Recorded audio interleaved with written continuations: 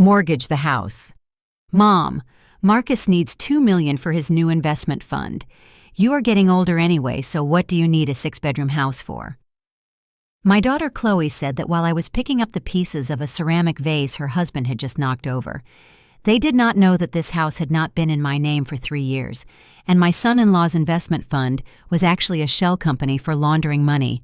Before I tell you how I dismantled their entire lives, let me know where you are watching from in the comments below. Hit like and subscribe if you have ever been treated like a burden in your own home. I am Vivian, 62 years old and a retired forensic auditor. My husband Richard sat across the dining table swirling his scotch. He scoffed and told me I was too old-fashioned to understand how money works.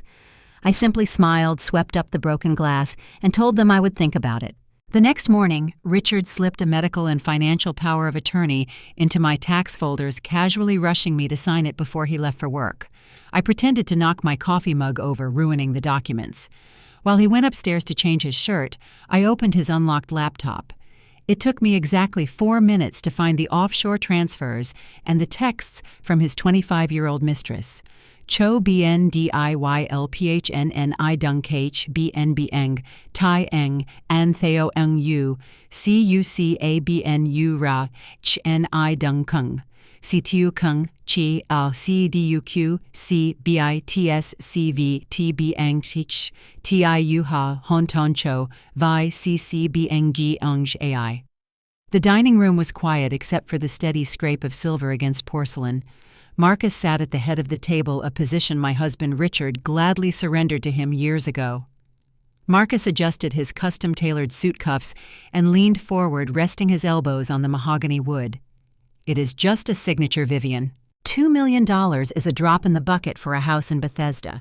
You leverage the equity, and my fund guarantees a 12% return. Why let a dead asset sit there when it could work for the family? I set my fork down.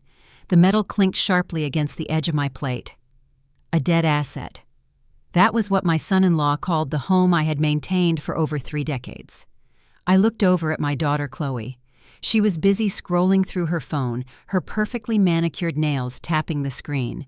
She did not even bother to look up when she chimed in. He is right, Mom. You are literally just sitting on cash. Marcus knows what he is doing. He manages portfolios for tech billionaires and venture capitalists.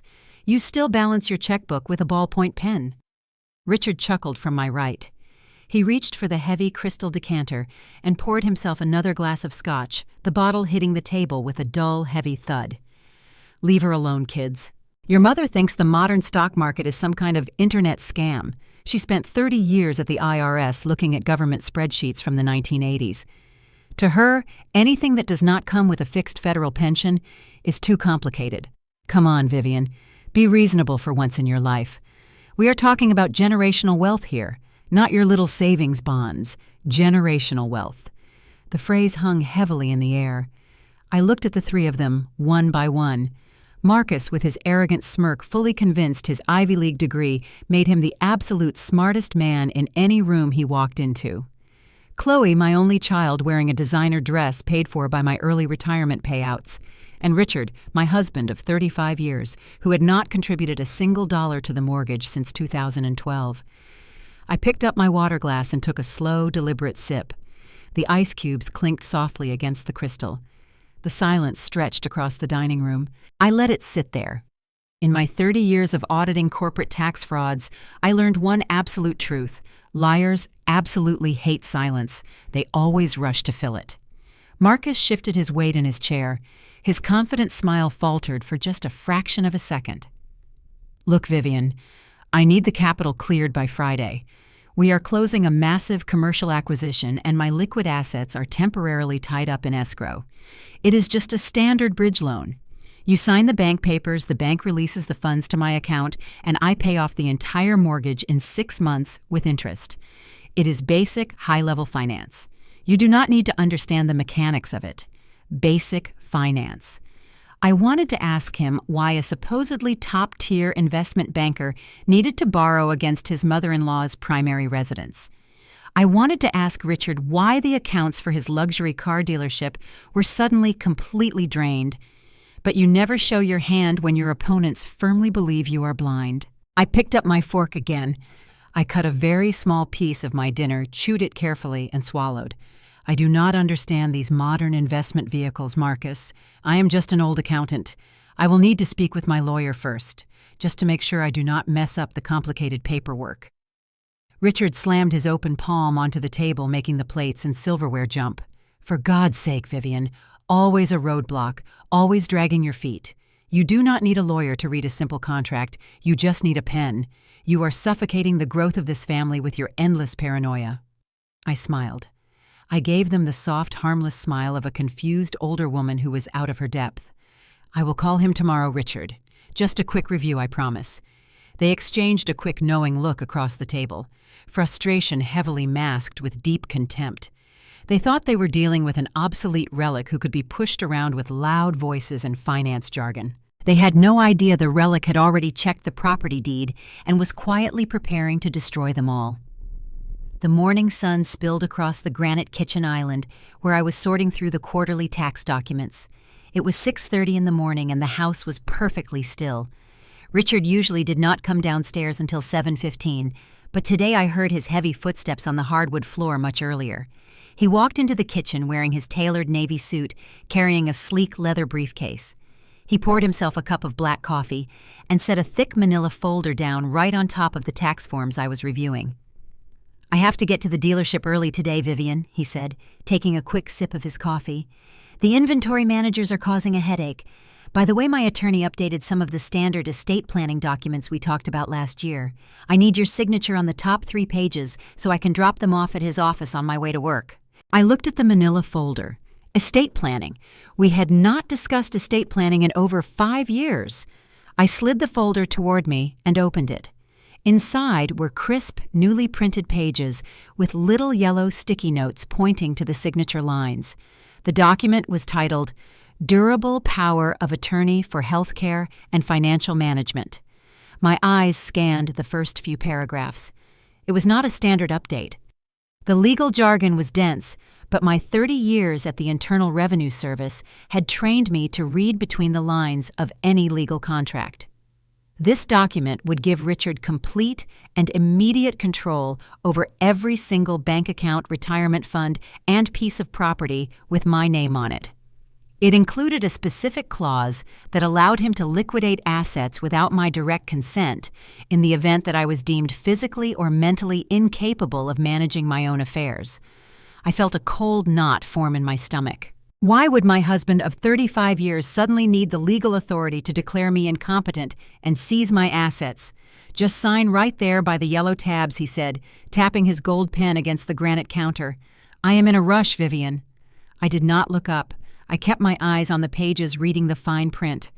"Who is the secondary agent on this, Richard?" I asked, keeping my voice light and conversational. "It looks like Marcus is listed right under your name." Richard sighed loudly. "Yes, Marcus is the backup. He is an investment banker, Vivian. He knows how to handle large portfolios. It just makes sense to have him on there in case something happens to both of us. It is just standard boilerplate language. Stop overthinking it and sign the papers." He pushed the gold pen into my hand. His fingers felt cold. The pressure he was applying was subtle but undeniable. He stood over me, casting a shadow across the kitchen island. I looked at the pen. I looked at the signature line. If I signed this document, I would essentially be handing him the key to my entire life. But if I outright refused, he would know that I suspected something. I needed time. I needed to know exactly what he and Marcus were planning. "Oh, Richard," I said, looking up at him with a helpless smile. "My reading glasses are upstairs on the nightstand. The print on this is so small. You do not need to read it." He snapped, his patience completely evaporating. "I just told you what it is. Just sign it." I reached for the pen.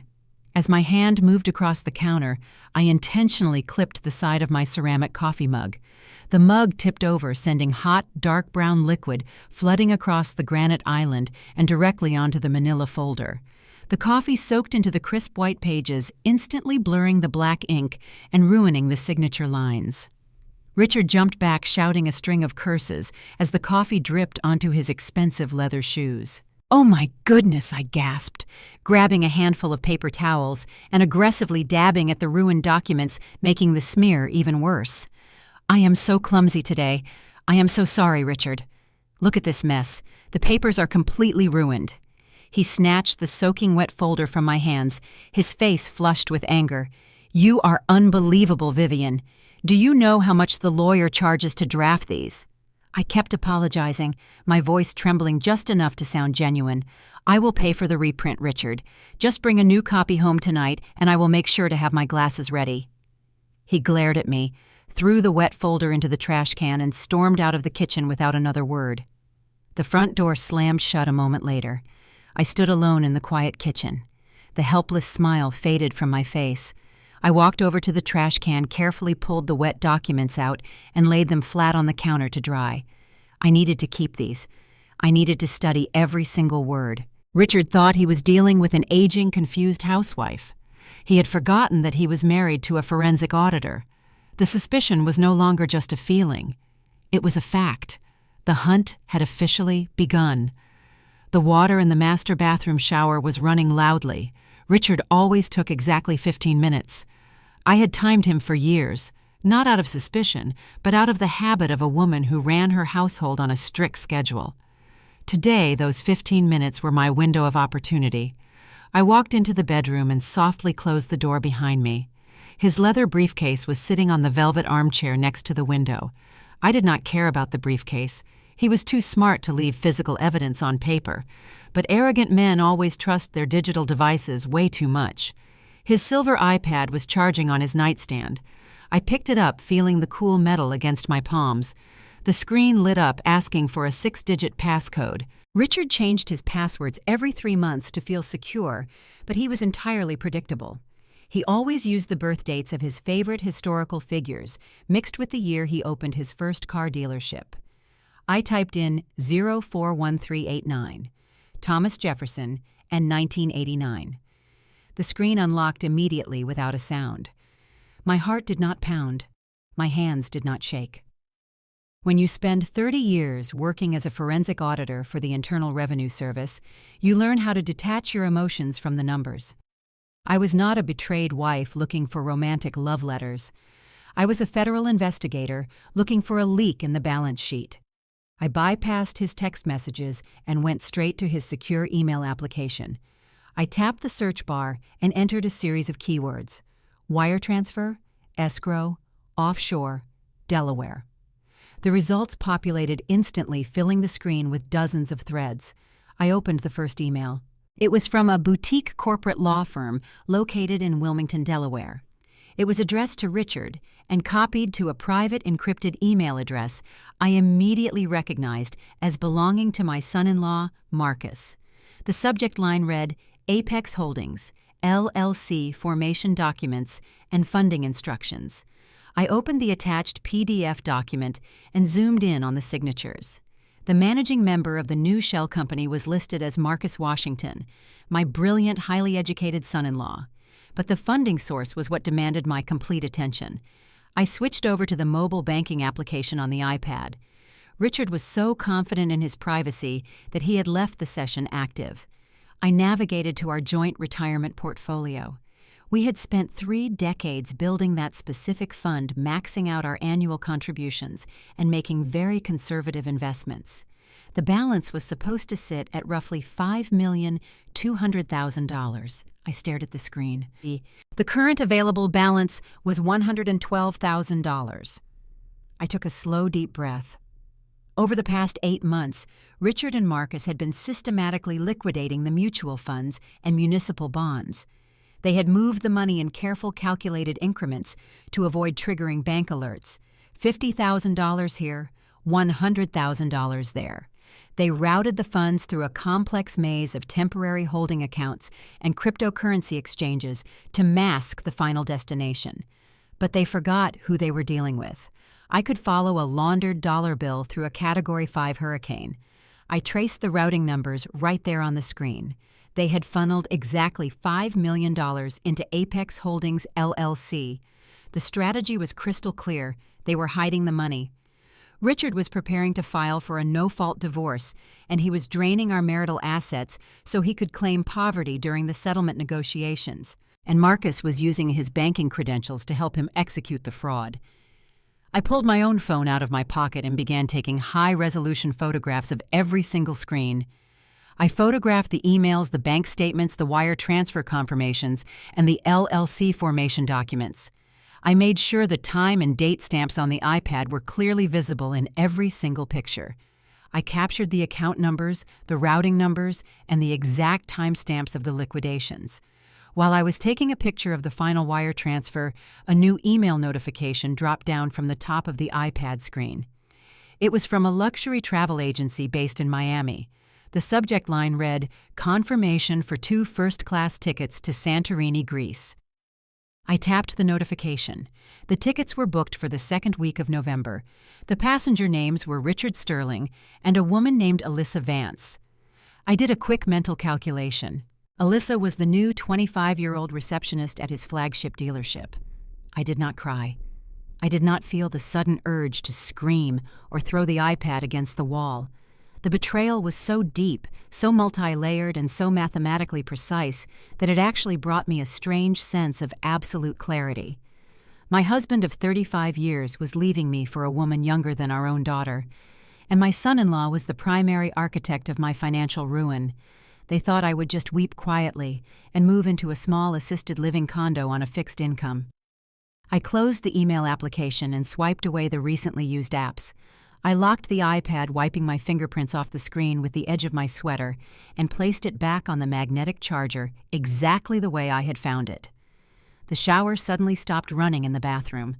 I slipped my phone into my pocket and walked out into the hallway just as the bathroom door handle began to turn. I had all the evidence I needed. The emotional wife was dead. The auditor was fully awake, and the prosecution was about to begin. That afternoon, Marcus stopped by the house to pick up my granddaughter Lily. She was out on the lawn laughing to herself as she played in the grass. I was in the kitchen steeping a pot of hot tea, letting the quiet settle around me. Marcus walked in, loosening his expensive silk tie. He always carried that same overpowering cologne and the same arrogance he never even bothered to hide.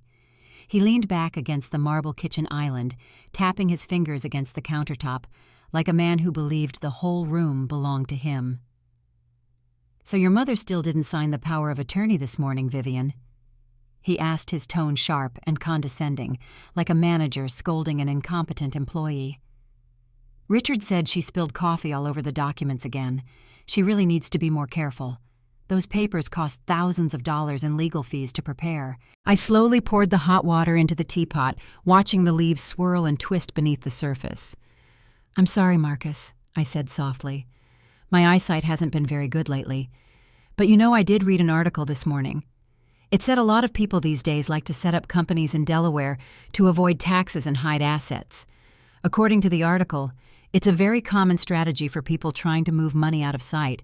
You work in finance, don't you? Do you know anything about those shell companies in Delaware?" The tapping stopped instantly. He straightened at once. The air in the kitchen changed so suddenly, it felt as though the temperature had dropped. A cold, brittle silence spread through the room. I didn't look at him. I simply kept stirring my tea. "You've been reading garbage on the internet again, Vivian," he scoffed, though the smile on his face never reached his eyes. "Delaware is a legitimate financial hub. Major corporations register there because of its superior corporate laws. It's not about shell companies or tax evasion, no matter what those cheap little articles say. Don't fall for ridiculous conspiracy theories." I nodded as though enlightened. "Is that so? I only asked because the article said if a man wanted to hide money before a divorce, setting up a Delaware trust under someone else's name was the fastest and safest way to do it. I'm old Marcus. I don't understand all these banking tricks. I suppose only someone with an outstanding MBA like yours would truly understand how it all works." Color began rising in his face. He stepped closer, narrowing the space between us. The fake politeness he usually wore like a tailored jacket had vanished completely. "Listen to me," he said, his voice low, now edged with threat. "You're just a former auditor. You spent your whole life staring at small-time tax returns. You know nothing about high finance or the way international money flows actually work.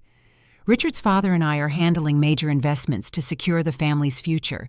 This is business for men. Stop sticking your nose into things that are far beyond your understanding. I took a slow sip of tea. The liquid burned warm all the way down my throat, but inside I felt nothing but ice. Then I looked up and met his eyes. "You seem awfully tense, Marcus," I said. "I only asked one simple question about Delaware. Why are you reacting so strongly?" He glared at me, then lifted a finger and pointed it straight at my face. "Let me make this clear, Vivian. I'm the chief investment officer of a top-tier fund. I manage hundreds of millions of dollars every single day. I do not have time to explain macroeconomic concepts to an old woman whose world revolves around the kitchen. Just sign the power of attorney and let us do what needs to be done. And if you keep causing trouble and questioning how this family's finances are being managed, you're going to regret it." He paused, and when he spoke again, his eyes turned even crueler. "Chloe and I have been discussing a move to another state next year. Lily will be coming with us. And if you keep acting like some senile, meddling mother-in-law, then maybe we just won't have time to bring Lily back to visit you for Thanksgiving or Christmas. You understand what I'm saying, don't you? You'll spend the rest of your life alone in this enormous house with no one checking on you at all."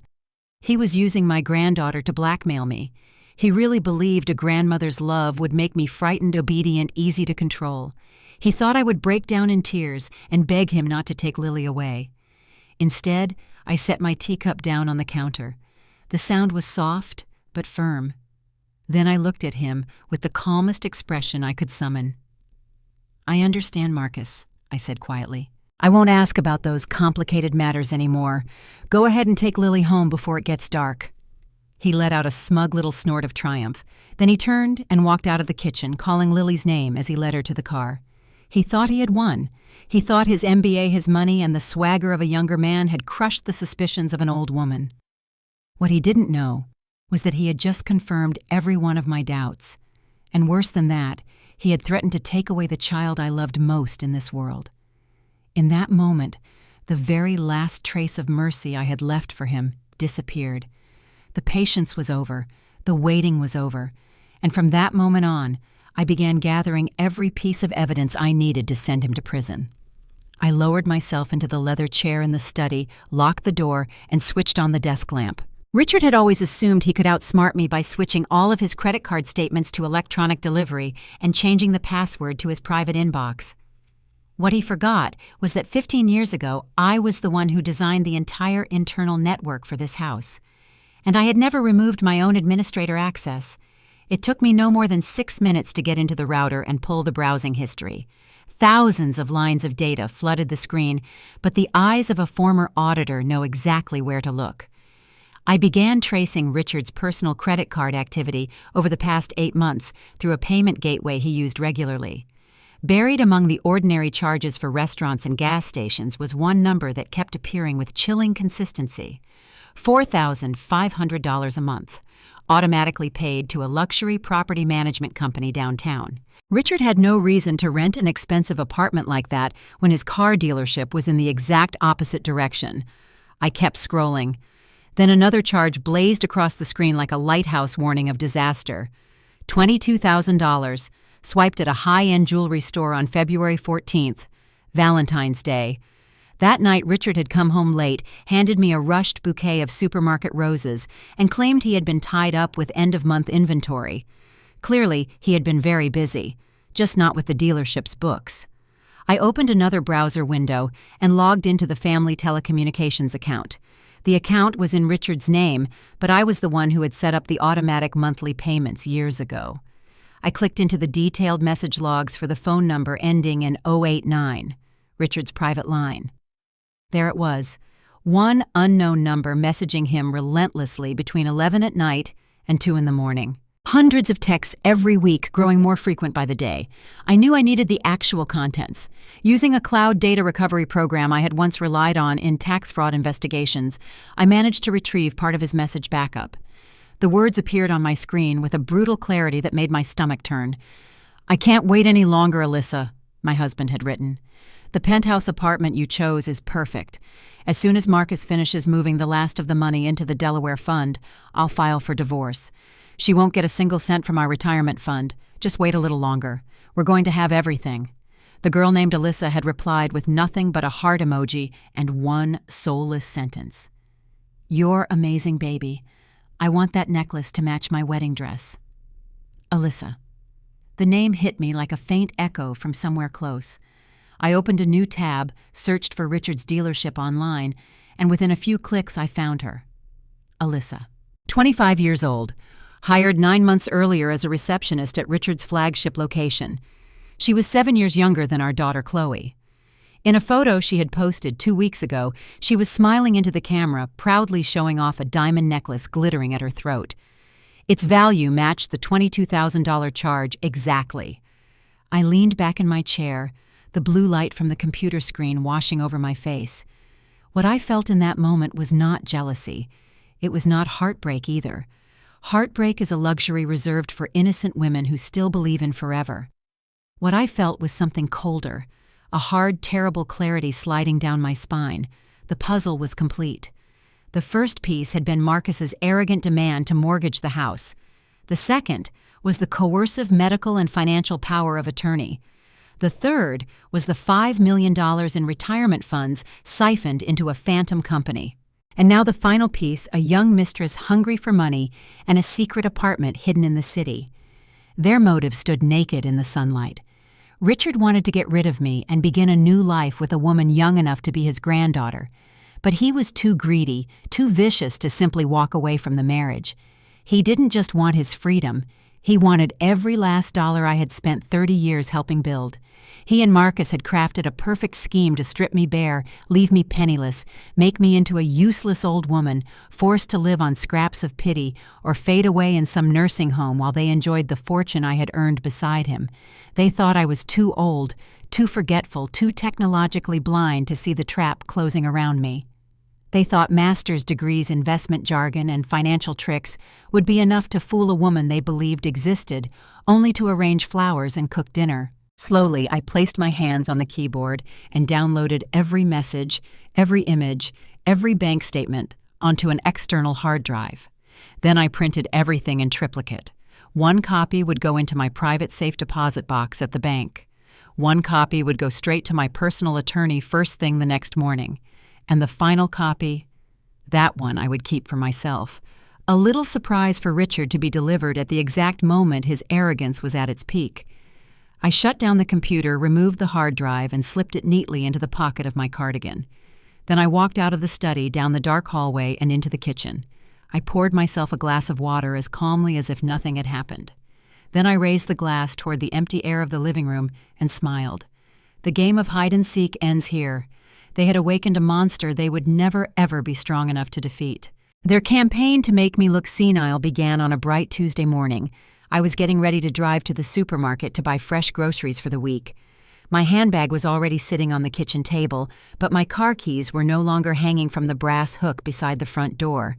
I had hung them there every single day for the past 20 years. It was one of those mechanical habits that never changed, the kind of routine a lifelong auditor develops after decades of living by order, structure, and precision. I stood there for a moment staring at the empty hook. Then I checked the kitchen table, the sofa, and the pockets of my coat. Nothing. Not a trace. At that exact moment, Chloe came downstairs holding one of her overpriced coffees. She looked at me with that fake little expression of concern, a skill she had clearly inherited from her scheming father. "What are you looking for, Mom?" she asked softly. "Did you forget where you left your keys again?" Her voice was gentle. Her words were a knife. I stopped and looked straight into my daughter's eyes. "I always hang them by the door, Chloe. I never leave them anywhere else." She smiled, faintly, shook her head, and walked toward me. "Mom, last week you left them in the refrigerator, remember? Your memory's getting worse and worse. Let me help you find them." Then she walked straight to the decorative ceramic vase on the fireplace mantel, slipped her hand inside, and pulled out my keys. "Here they are," she said sweetly, her voice dripping with triumph. "See, you really are starting to lose it. If this keeps up, we may have to hire an in-home caregiver for you." I stared at the keys in her hand. That vase was tall, narrow, and awkward. I never reached into it because I was always afraid of scratching the bracelets I wore for sentimental reasons. I knew with absolute certainty that Chloe had hidden my keys there herself, but I didn't argue. Anger was exactly what they wanted from me. So I took the keys, smiled, and said, "Thank you, sweetheart. I really have been forgetful lately." She turned away, convinced she had successfully planted another seed of doubt inside my aging mind. What she didn't know was that the afternoon before, I had quietly ordered 6 ultra-miniature tracking devices and attached them to every important belonging I owned. The next time my keys were moved, my phone would record the exact time, the exact place, and the exact coordinates of the thief. The next day, it was Marcus's turn. I was sitting in my study trying to log into my online banking account to review a few automatic payments when my computer flashed a network error. I looked down at the corner of the screen. The internet signal had vanished. I stepped into the hallway and found Marcus lounging in an armchair, casually scrolling through his smartphone. "Marcus, did you change the Wi-Fi password?" I asked. "My computer suddenly can't connect." He looked up at me and frowned, wearing the perfect expression of innocent surprise. "What are you talking about, Vivian? I didn't touch the network. The password is still Lily's birthday. Did you forget how to type uppercase and lowercase letters again? Older people struggle with keyboards all the time. Let me take a look." He followed me into the study, leaned over my computer, and typed a few rapid keystrokes. Just like that, the network came back. Then he turned to me and let out a slow, condescending sigh. "See, you typed the password wrong and blamed the internet. You probably need a little notebook to write these things down. Technology is getting too complicated for you, Vivian. You should really let Richard and me manage the digital accounts for your own safety." I kept my eyes on the monitor. But when he typed, I had already seen the length of the keystroke sequence reflected in the glass frame of the picture hanging across the room. It was not Lily's birthday. Not even close. He had changed the password to a random string, then switched it back in front of me using a quick keyboard shortcut just to prove that I was a confused old woman who didn't know how to use a computer. I nodded and accepted the blame. "I must be getting old, Marcus. Thank you for helping me. I'll be more careful." He patted my shoulder, grinned smugly, and walked out. The second the door shut behind him, I unplugged the network cable, connected it directly to my computer, and created a fully independent, virtual private network with an encrypted firewall so strong his precious MBA would never even know it existed. But the peak of their cruelty came on Friday morning. I had a dentist appointment at 10 o'clock. It was a routine visit I had booked 3 months earlier. At 7:30, I was sitting at the breakfast table eating a piece of toast when Chloe rushed into the kitchen looking panicked. "Mom, why aren't you ready? We have to leave right now." I set my glass down and looked at her in confusion. "Leave for where, Chloe? My dental appointment is at 10. I still have plenty of time." Her eyes widened. Then she snapped her tone thick with blame. "What is wrong with you? The office just called me and said your appointment is at 8. You changed it yourself last week, and now you don't even remember. They said if you don't get there in time, you'll be charged a cancellation fee and removed as a patient. Hurry up, Mom. How many times have I told you to write things down?" She grabbed my arm and started ushering me along, performing the role of the overburdened daughter, forced to care for her troublesome mother. I stood there in the kitchen, frozen for half a second. I had never changed that appointment. Not once in 30 years of working in tax administration had I ever mismanaged my time. My schedules were always exact, down to the minute. And now here was my own daughter, the child I had carried, birthed and raised, staging a flawless little performance designed to convince the world that her mother was losing her mind. She wanted me panicked. She wanted me uncertain. She wanted me to doubt my own memory. She wanted me to believe I was no longer capable of caring for myself, let alone managing a family fortune worth millions. "All right, Chloe, let me get my coat," I said, letting my voice tremble just enough to sound frightened. But when I turned and walked toward my bedroom, I quietly activated the hidden recording app on my phone. During the entire drive to the clinic, I apologized over and over while she scolded me about how I was becoming an enormous burden on her busy life. And when we arrived, the receptionist looked at me in surprise. "Good morning, Mrs. Sterling. Your appointment is at 10. You're very early." Chloe stepped forward immediately and cut her off. "No, you're mistaken. My mother called and changed it to 8, but she's been forgetful lately and doesn't remember clearly. Would really appreciate it if you could fit her in now." The receptionist looked confused, glanced at the system, then nodded apologetically. But Chloe had no idea that the night before I had already accessed the family telecommunications account. I had extracted a 2-minute outgoing call log from her mobile phone to the dental office at 4 o'clock the previous afternoon. She was the one who had impersonated me and changed the appointment. And now I had a high-quality audio recording of her blaming it all on my confusion. Piece by piece, the evidence was being gathered with surgical care. They thought they were cornering a helpless old sheep in the dark. What they did not understand was that the sheep was actually a wolf, and I was waiting patiently for the moment they would lay their own throats at my feet. Their humiliation did not weaken me. It only made the sentence waiting for them far more brutal. That Saturday dinner was arranged a little too perfectly to be innocent. Chloe had ordered food from an expensive French restaurant, then plated it herself on fine porcelain, as if she had cooked every dish with her own loving hands. That sudden burst of domestic enthusiasm from a daughter who had spent years avoiding housework was warning enough. Around 7:30 that evening, Marcus arrived with a stranger. The man looked to be in his early 40s.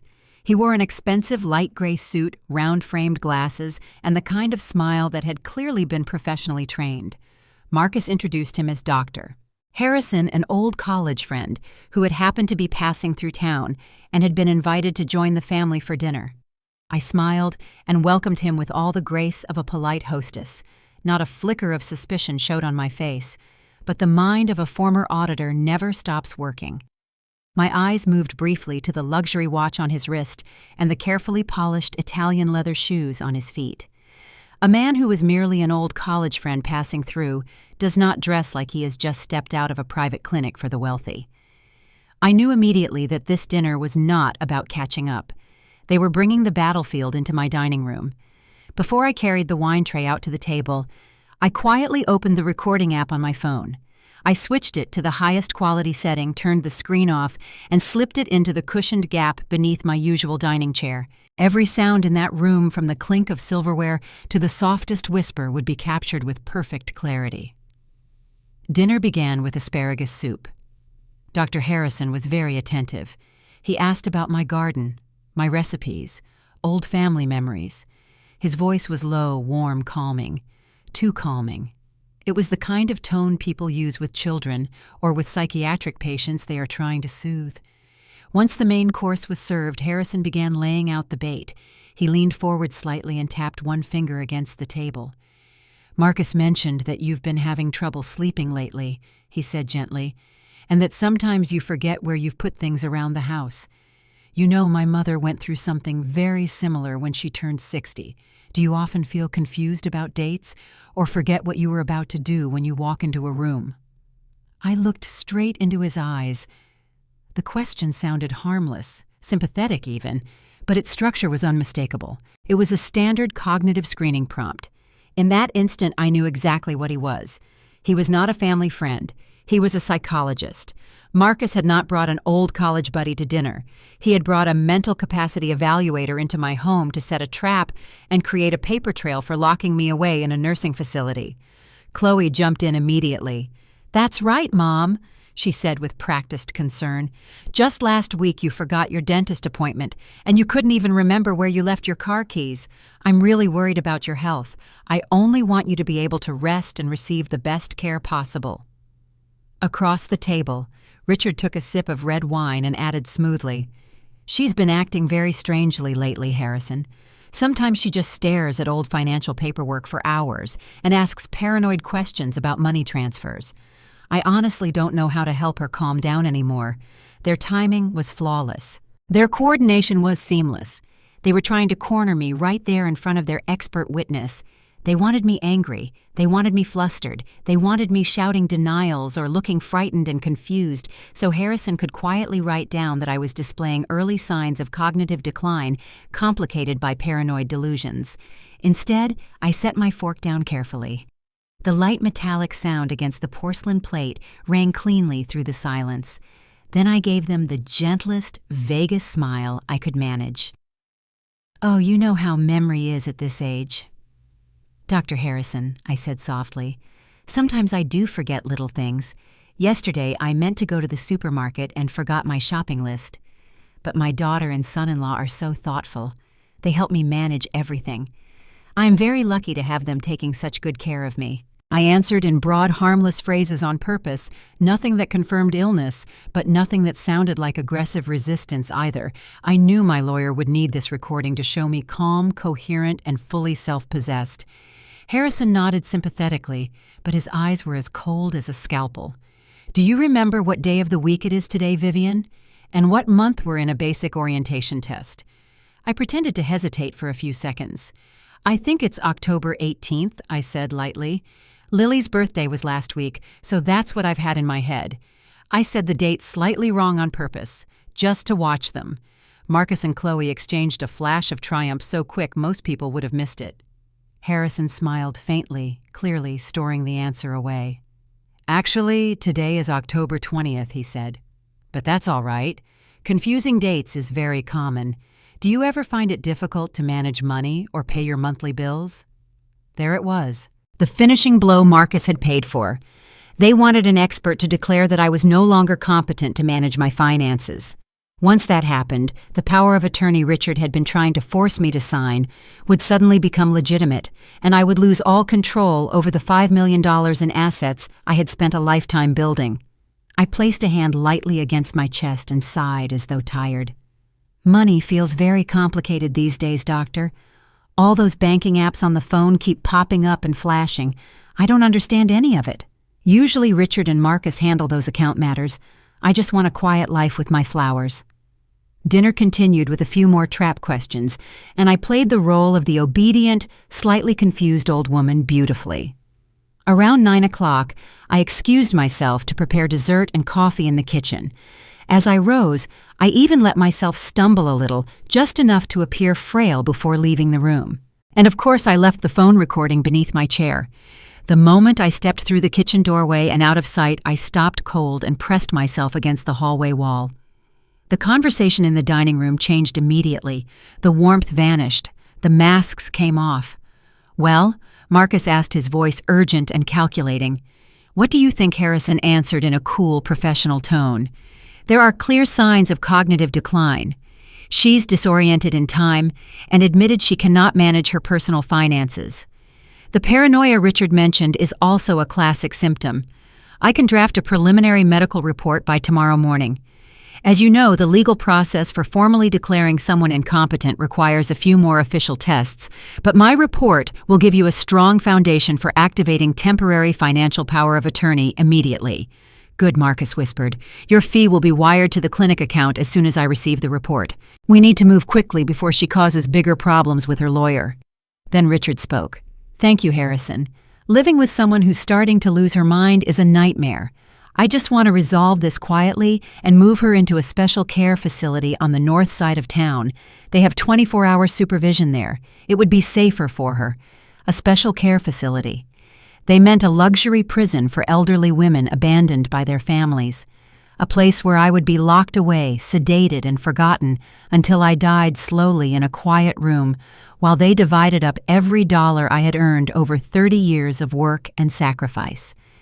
I stood there in the darkness of the hallway, feeling my heartbeat move slow and steady inside my chest.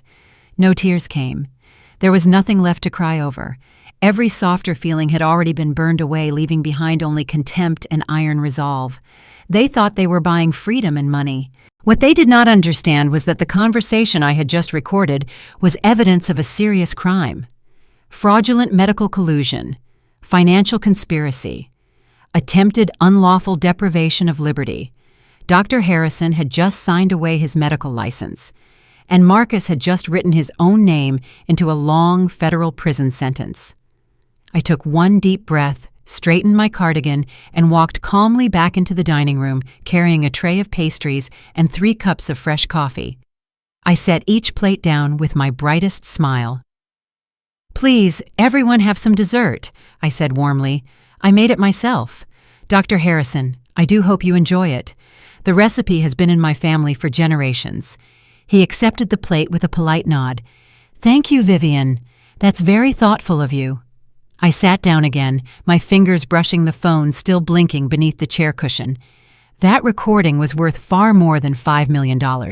It was worth the careers, reputations, and futures of the three people sitting at that table. They had dug themselves a very deep grave, and I had just finished shoveling the dirt over their heads.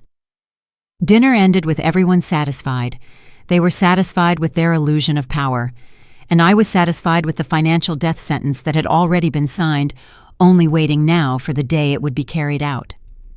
At 7 o'clock the next morning, I walked out of the house. Mist still clung to the windshield of my car. Unlike an ordinary Sunday, I was not heading to church, and I certainly was not going to my gardening club. I was wearing a dark navy business suit, the same kind I used to wear during the most brutal hearings of my years at the Federal Tax Agency. My hair was perfectly in place, every strand disciplined. Today I was not going out for errands. Today I was going to gather weapons. My first stop was the Central General Hospital downtown, about 30 miles from home. I had booked the appointment under my maiden name, so there would be no trace of it on the family's shared medical insurance. When I stepped into the examination room, I requested the most comprehensive mental and cognitive capacity assessment they could provide. The department chief looked mildly surprised. I appeared healthy, composed, and entirely lucid. I simply smiled and explained that I was preparing to establish a very large trust, and my attorney required the documentation to ensure absolute legal protection. The evaluation lasted nearly 2 hours.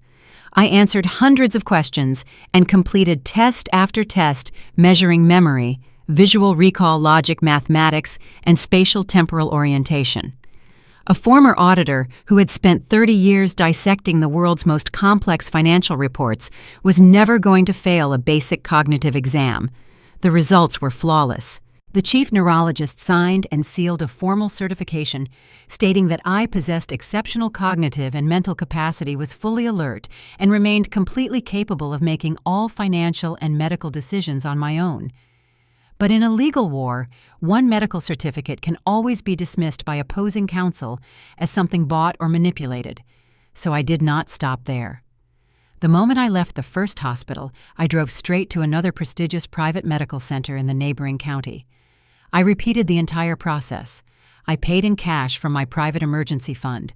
Another 2 hours of memory and logic testing. The result was exactly the same, another airtight confirmation of my mental clarity.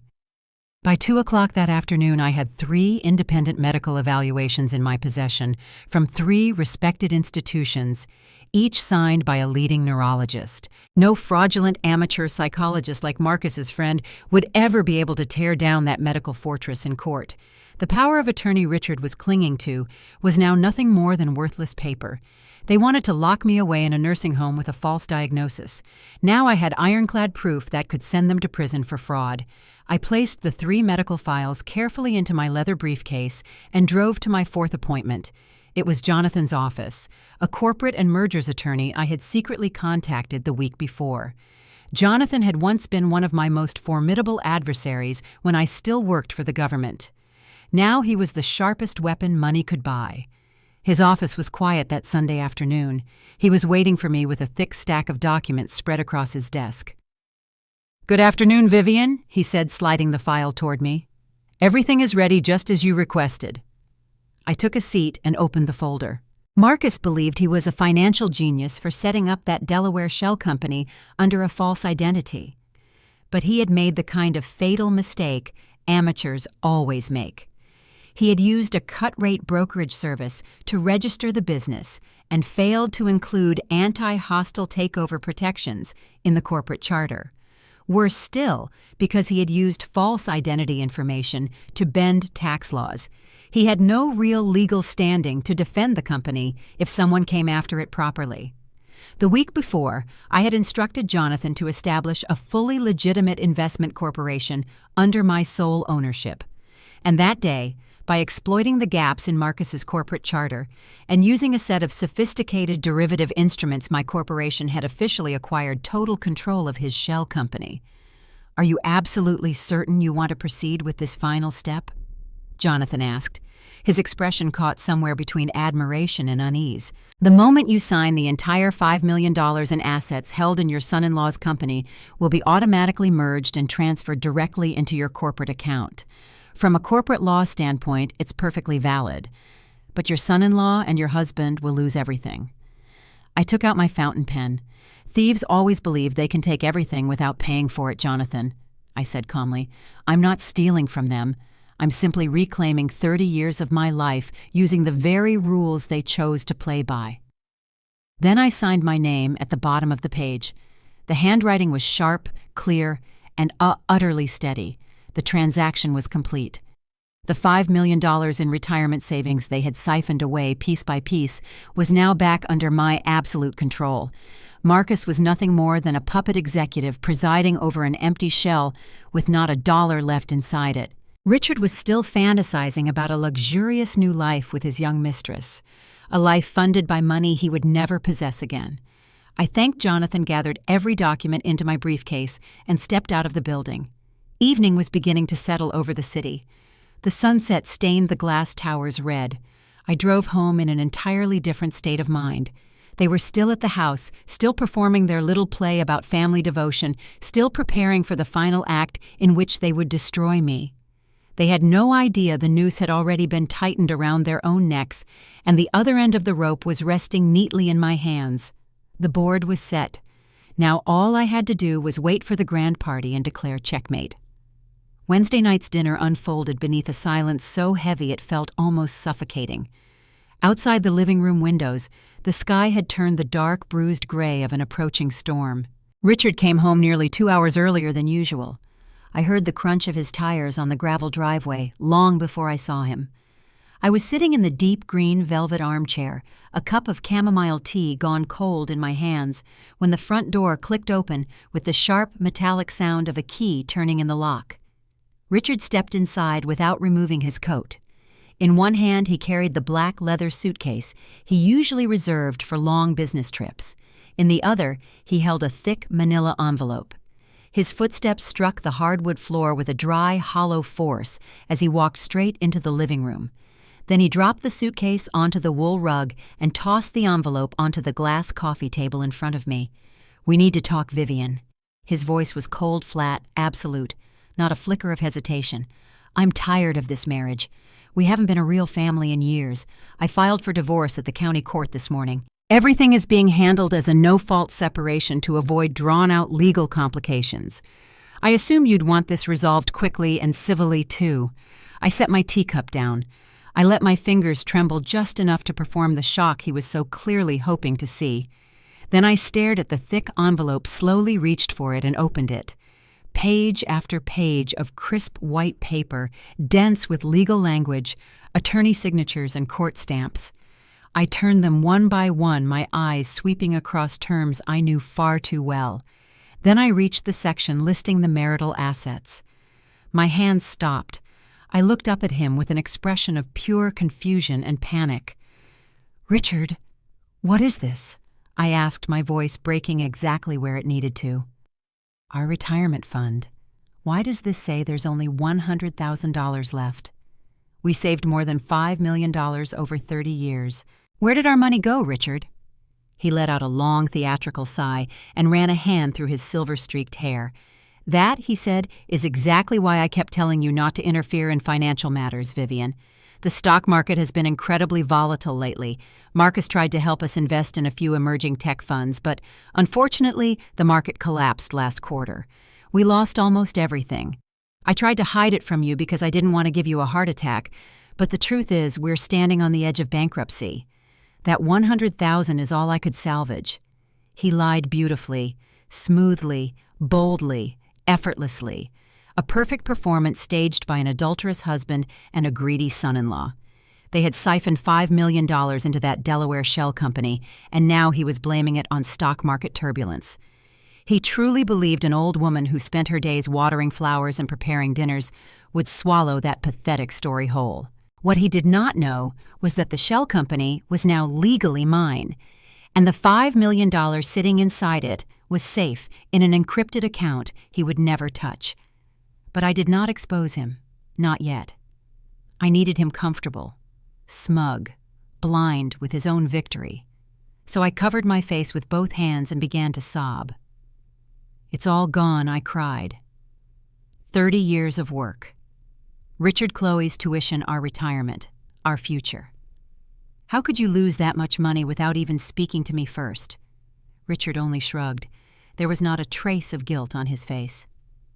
Business always involves risk, Vivian. Crying won't solve anything. Right now, we only have one valuable asset left.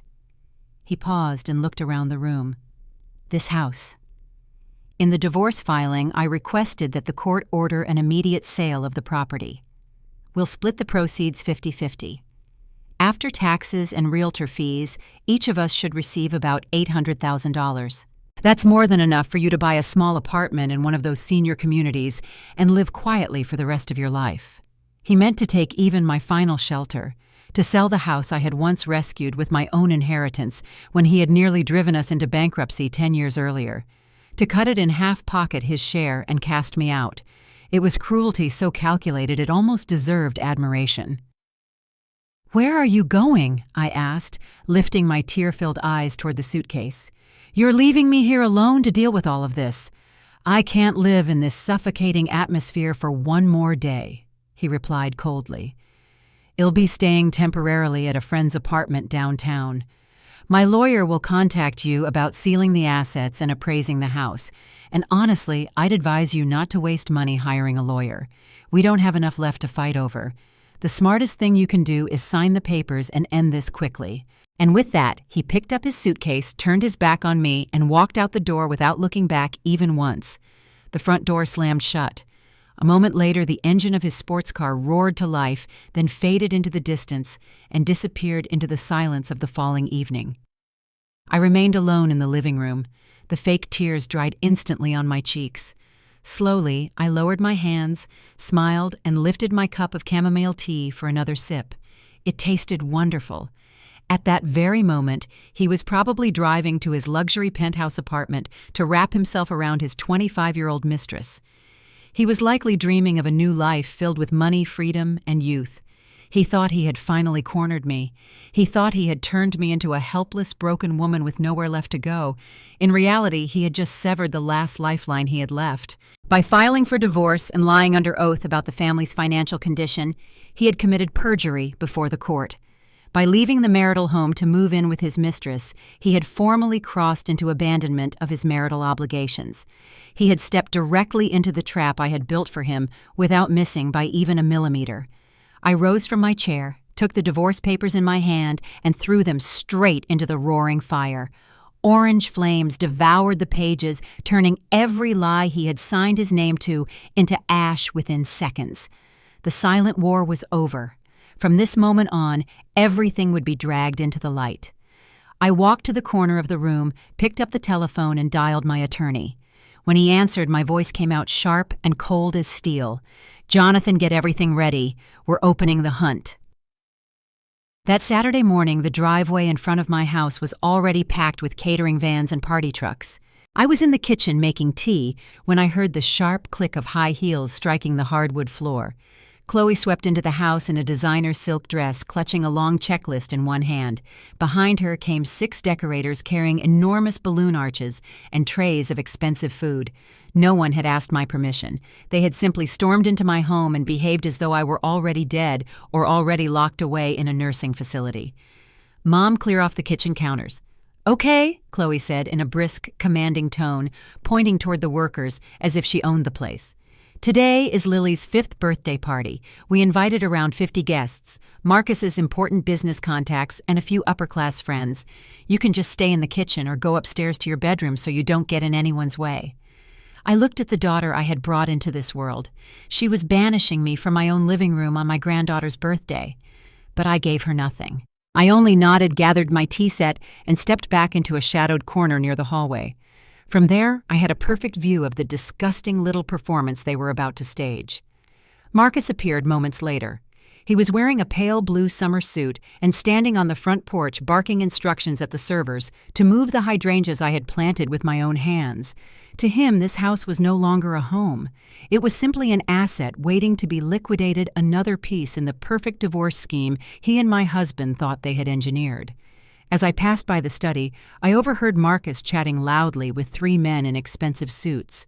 He held a glass of French wine in one hand and gestured toward the solid oak ceiling with the other. "You know," Marcus said, his voice booming with self-satisfaction, "the second the asset liquidation is finalized, Richard and I are knocking out that wall. The location of this house is excellent, but the interior is painfully outdated. That old woman doesn't have a shred of taste. We're going to turn this place into a modern estate." The 3 men nodded in approval. Marcus kept going, bragging about the Delaware investment fund, boasting about how clever he had been to restructure the family's money flow for maximum profit. He was proudly showing off the $5 million he believed he controlled. What he did not know was that every cent of that money had already been frozen and transferred out of his reach less than 24 hours earlier. And the house he was so eager to tear apart, that house had already been placed into an irrevocable trust under my sole ownership. He was nothing but a clown dancing on a stage I had built for him myself. By 11 o'clock, the guests had begun arriving in full force. Women carrying designer handbags, men wearing watches that cost more than some people's annual salary. The air filled with soft, jazz, bright laughter, and the delicate clinking of wine glasses. Then at exactly noon, a glossy red sports car rolled into the driveway. Every eye turned toward it. Richard stepped out first. He was wearing a silk shirt with the top 2 buttons undone, dressed like an aging man trying desperately to reclaim his youth. He rounded the front of the car and opened the passenger door with theatrical flair. A young woman stepped out, golden hair carefully curled, a dress so tight it displayed every curve of her body. It was Alyssa, my husband's 25-year-old mistress. Around her neck sparkled the $22,000 diamond necklace I had already seen on the credit card statement. But the humiliation did not stop with Richard brazenly bringing his mistress to his wife's home. No, the true depth of the sickness revealed itself in Chloe's reaction. Instead of recoiling in horror or slapping the woman who had helped destroy her family, my daughter hurried across the lawn with a radiant smile and threw her arms around Alyssa. "Oh my God, Alyssa, you made it!" Chloe cried, her voice dripping with syrupy sweetness. "That dress looks amazing on you. Dad said you love seafood, so I made sure there's a whole table of baked oysters just for you. Come inside and meet everyone." They had known each other all along. Chloe and Marcus had already embraced the mistress young enough to be her little sister. They had chosen Richard's side because they believed he was the one holding the family fortune. They had sold out the mother who raised them for fantasies of inheritance status and luxury parties. The betrayal of my own daughter sank deeper than any knife. It cut straight into the root of everything love and family were supposed to mean. Richard slipped his arm around Alyssa and led her into the living room like a king entering a kingdom he had just conquered. He walked right past me without even sparing me a glance. But Alyssa did. She stopped in front of me while I was standing by the small bar cart, holding a linen napkin in one hand. Her eyes swept over me from head to toe, lingering on my simple cardigan and plain clothes with open contempt. "Oh, hello," she said brightly. "You must be the family's old housekeeper, right? Could you bring me a sparkling water with lemon? I'm a little thirsty after the drive." The room went silent. A few guests who knew exactly who I was began whispering under their breath. Chloe was standing right there, but she said nothing to correct the lie. She simply turned away and pretended to be busy with her phone. Marcus smirked and raised his glass toward one of his business associates. They wanted me to break. They wanted me to throw the napkin in Alyssa's face, to scream, to cry, to make a scene like some mad old woman so they could call security, or worse, use it as another excuse to have me declared unstable. An ordinary woman might have collapsed under that kind of humiliation. But a former auditor, who had spent years staring down some of the most dangerous financial criminals in the system, does not show emotion when the enemy is watching. So I smiled. A small, polite, flawless smile. "Of course," I said gently, my voice smooth as still water.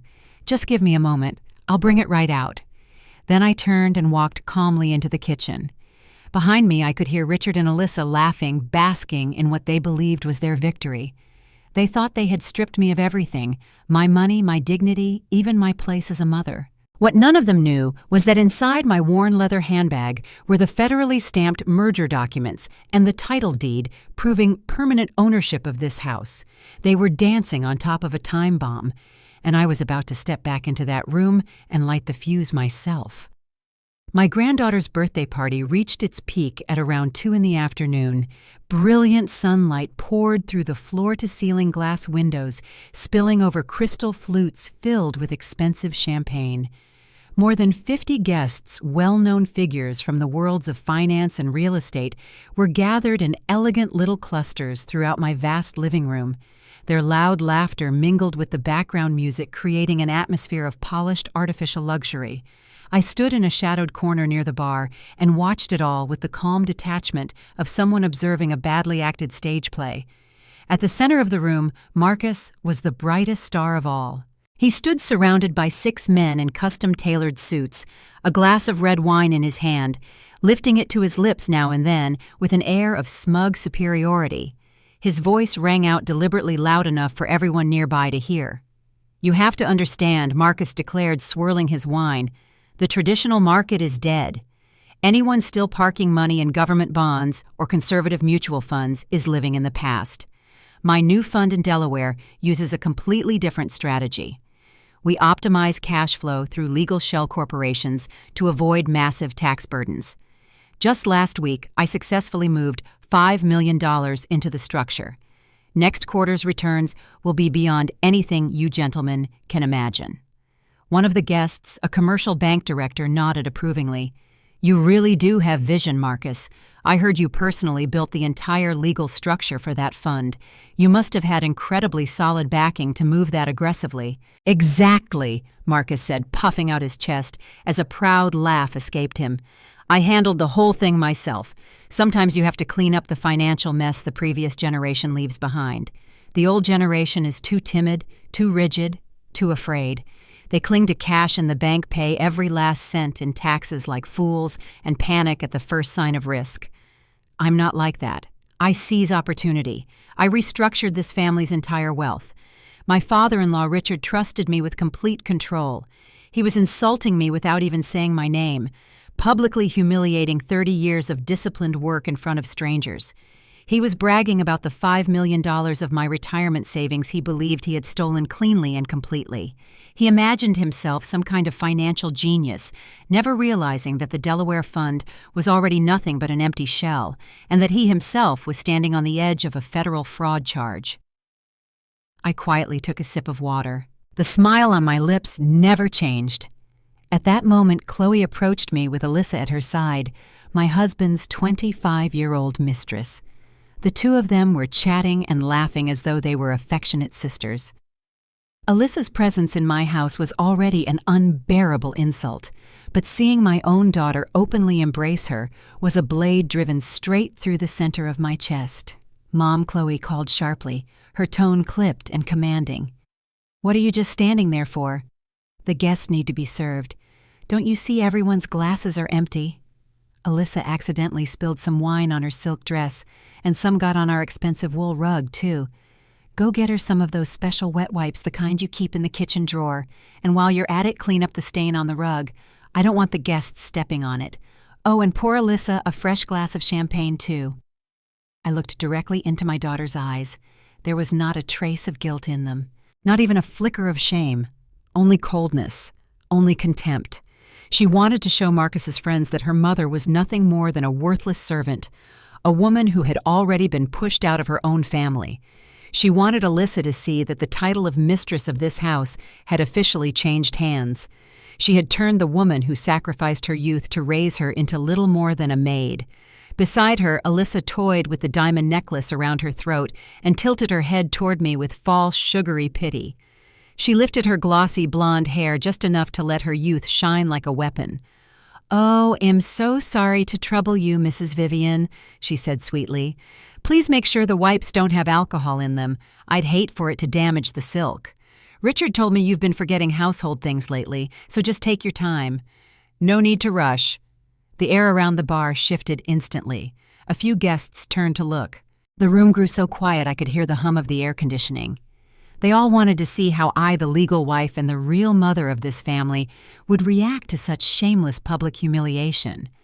They were waiting for a jealous outburst, a screaming fit, maybe even a slap across Alyssa's face.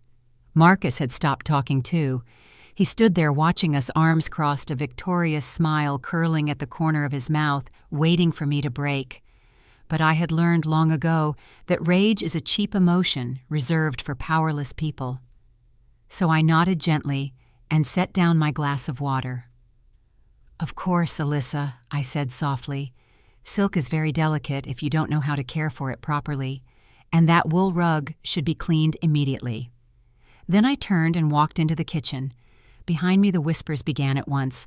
I could hear Chloe's little laugh and Alyssa complimenting her in that fake syrupy voice. They had badly underestimated the endurance of a woman who had once sat across from some of the most dangerous tax fraud criminals in America without blinking.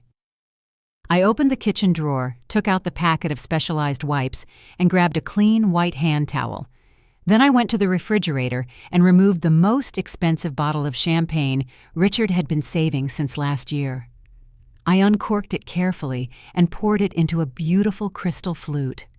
The bubbles rose in a sparkling rush beneath the lights. Every movement I made was slow, exact, and perfectly controlled. Not a single tear fell. Not a single sigh escaped me. When I carried the silver tray back into the living room, every eye followed me. I walked steadily through the crowd, straight toward Chloe and Alyssa. Richard had moved closer by then and was standing with his arm wrapped around his young mistress's waist, his face lifted with arrogance and challenge. He wanted everyone there to see that he had finally tamed his aging wife. I placed the silver tray down on the glass table with calm precision. First, I handed the packet of wipes directly to Alyssa. Then, without a word, I bent down in front of my daughter and my husband and carefully blotted the drops of red wine from the wool rug with the white towel. That display of absolute submission inflated their pride so much it was almost visible. They believed I had surrendered completely to fate. "Here are your wipes, Alyssa," I said, standing upright again with quiet courtesy. "And here is your fresh champagne. Be careful not to spill this one. There are many antiques in this house, and they are very fragile." Alyssa took the glass from the tray and curled her lips into a sneer. "Thank you so much," she said. "You're very good at this. Richard sees she's not nearly as senile and useless as you said. At the very least, she still knows how to clean floors and pour drinks." Richard laughed and touched Alyssa's cheek openly, making no effort to hide his affection in front of the crowd. "You're always so kind and forgiving, Alyssa," he said. "But don't expect too much. That's about all she's capable of now. Before long, she'll be moved somewhere more suitable, somewhere with professional nurses who can handle the cleaning for her." Marcus left his group and came over, clapping Richard on the shoulder. "Come on, Richard. Today is a happy day. We're about to enter a whole new chapter. The old, outdated burdens will be removed soon enough. Everyone raise your glasses. To the future, to freedom, to a new life without unnecessary baggage, and to our glorious Delaware fund." They all lifted their glasses high. Crystal struck crystal with a bright, ugly chime. They were celebrating the pain they believed they had just inflicted on me. They were reveling in their filthy victory, trampling my dignity in my own home. For anyone watching this would have been the moment blood started boiling. Any normal person witnessing such cruelty would have reached their limit. But for me, this was the most beautiful moment of all. This was the climax of the play, the instant when the villain's arrogance swells to its fullest size just before it explodes into bloody ruin. I stood there quietly and watched them drain their champagne and wine. Then I lifted the now empty silver tray, and a still secret smile touched my lips. "Drink up, you deluded fools. Savor the taste of that expensive champagne, because it will be the last free drink any of you ever enjoy in this lifetime." The trap had already snapped shut. The bomb had already been planted. The countdown was over. And the massacre was about to begin. Richard stepped up onto the marble hearth, a small microphone in his hand. The luxurious noise of the party gradually faded as he tapped a finger against the mic to test the sound. Beside him stood Alyssa, his young mistress, her slender arm wrapped tightly around his waist, her face glowing with triumph and arrogance. Chloe and Marcus stood in the front row smiling brightly as if they were waiting for a moment that would go down in family history. "Ladies and gentlemen," Richard began in a booming, confident voice, "today is not only my granddaughter's 5th birthday, it is also a day that marks a great transition for our family. As some of you may already have heard, Vivian and I are in the process of legally ending our marriage in the most civilized way possible. Sometimes everything must change in order for life to move forward. And to clear the way for the enormous financial plans ahead, I am pleased to officially announce that this beautiful home we are standing in today will be placed on the real estate market first thing Monday morning." A murmur rippled through the crowd, but Richard smothered it instantly with a smile so smug, so certain of itself, that no one dared interrupt. He went on boasting about how the assets would be divided fairly, about the luxury penthouse he planned to move into, about the brilliant future waiting for him. He even praised Marcus for creating the Delaware investment fund, promising that once the house was sold, the returns would double everything they had left. I stood exactly 10 steps away. In my right hand, I held a silver spoon. In my left, a glass of expensive red wine. I did not scream. I did not cry. I did not rush forward to snatch the microphone from his hand. A former auditor knows that the loudest man in the room is usually the one making the most dangerous mistake. So instead, I simply lifted the silver spoon and tapped it lightly against the rim of my crystal glass. Clink, clink, clink. The sound was not loud, but it was so clear, so sharp, so commanding that it sliced clean through Richard's hollow little speech. All across the living room, 50 pairs of privileged eyes turned toward me at once. Richard's words died in his throat. His face tightened with sudden irritation. "Vivian, what the hell are you doing?" he snapped into the microphone. "Can't you see I'm announcing important family decisions?" I did not answer him, not a single word. Instead, I began to walk. Slowly, deliberately. Each step of my flat shoes struck the hardwood floor in a steady rhythm. I moved straight toward the large glass table at the center of the room. I was no longer carrying that humiliating little serving tray. In my hands now was something far more important, a thick stack of legal documents neatly bound together with gleaming metal fasteners. I raised the file high enough for everyone to see it, from Marcus's smug business associates to the mistress clinging to my husband's arm. Then I let it fall. The entire stack slammed onto the glass tabletop with a heavy, brutal thud. The sound landed like a judge's gavel crashing down to deliver a death sentence. At once the room fell into a silence so complete it felt almost unnatural. 50 people stood frozen in place, afraid to move, afraid even to breathe too loudly. The soft jazz drifting through the house seemed to vanish beneath that terrible hush. Marcus's triumphant smile disappeared from his face. Chloe's arms dropped stiffly to her sides. Alyssa stared at the mysterious stack of papers with wide, startled eyes. I lifted my chin and looked directly into Richard's face. My gaze was razor sharp. The air between us was now stretched tight as wire, ready to snap. There was no shouting, no sobbing, no dramatic collapse, only the shadow of punishment descending over the room. The audience was holding its breath, waiting for the storm. And I was the one holding the first bolt of lightning. I turned to the first page of the file.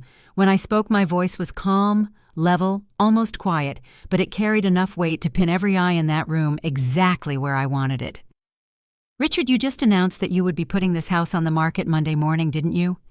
And that you plan to split the proceeds in half before moving into a luxury penthouse with your young mistress. A very romantic plan, truly. But there is one small detail in property law that a used car dealer like you somehow managed to overlook." From the folder I pulled out a thick, textured legal document stamped with the state's red official seal. I held it high enough for all of his distinguished guests to see.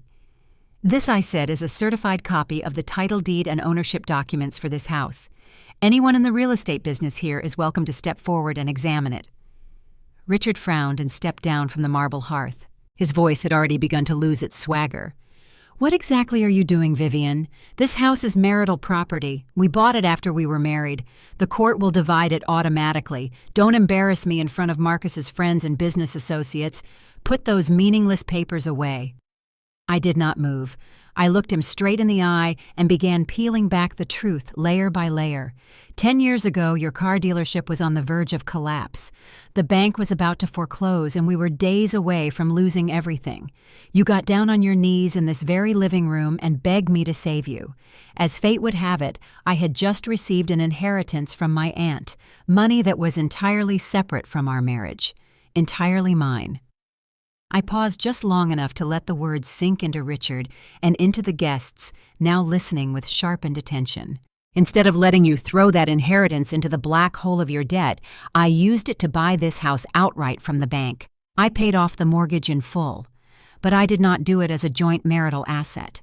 A former auditor does not make a mistake that stupid. Then I turned toward the bankers and financiers standing near Marcus. You gentlemen understand trust law, I assume. I established an irrevocable trust, and this house became the sole asset placed inside it. I was the grantor, I am the controller, and I am the only beneficiary. Richard's face changed instantly.